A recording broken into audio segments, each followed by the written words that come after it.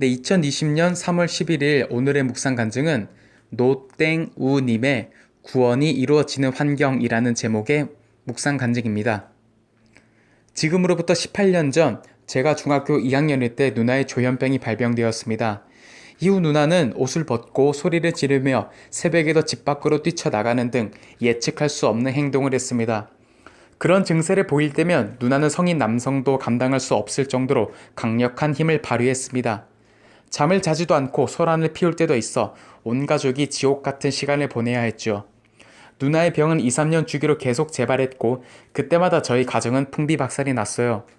저는 어려서부터 교회를 다녔음에도 가정의 아픔을 애통해 하기보단 오히려 하나님을 향해 분노의 마음을 품었습니다.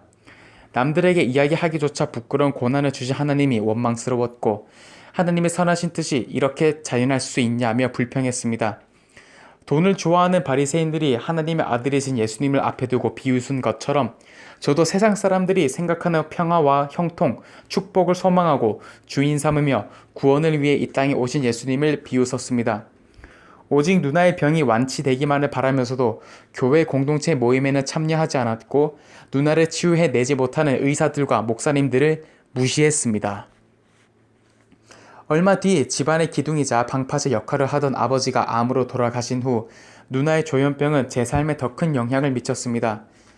그리고 2019년 1월 누나의 증상은 그 어느 때보다도 더 심해져서 다시 나타났습니다. 누나의 증세가 호전될 기미가 보이지 않은 채 입원을 거부당하고 여러 병원을 전전하며 입원 퇴원을 반복하게 되었습니다. 그러자 심신이 지쳐 궁지에 몰린 저는 비로소 하나님을 찾기 시작했습니다. 모든 것이 무너지고 나서야 바로 제가 사람 앞에서 스스로 옳다 하는 자라는 사실이 깨달아졌습니다. 그동안 저는 누나의 참혹한 모습을 볼 때마다 하나님의 선하신 뜻을 비난했습니다. 하지만 그것은 세상 사람들이 가지고 있는 종교적 가치관과 다를 바 없는 것일 뿐 자기 백성을 구원하시려는 하나님의 역사와는 전혀 상관없는 것임을 깨닫게 되었습니다.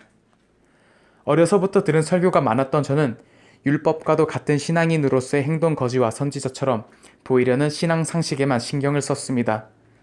하지만 복음이 전파되기 위해 빼놓을 수 없는 것이 예수님이 피 흘리며 지신 십자가이듯 저희 집에 주신 이 참혹한 환경이 저와 저희 가정을 구원하고 하나님 나라의 복음이 전파되게 하고자 허락하신 최고의 환경임이 인정됩니다.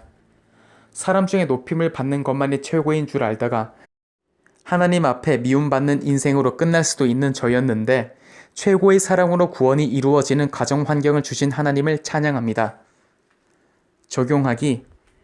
오늘 저녁에 누나가 좋아하는 치킨을 사들고 집에 들어가 함께 먹으며 이야기를 나누겠습니다. 수시로 오는 누나의 전화와 문자 메시지를 귀찮아하거나 무시하지 않고 꾸준히 답하겠습니다.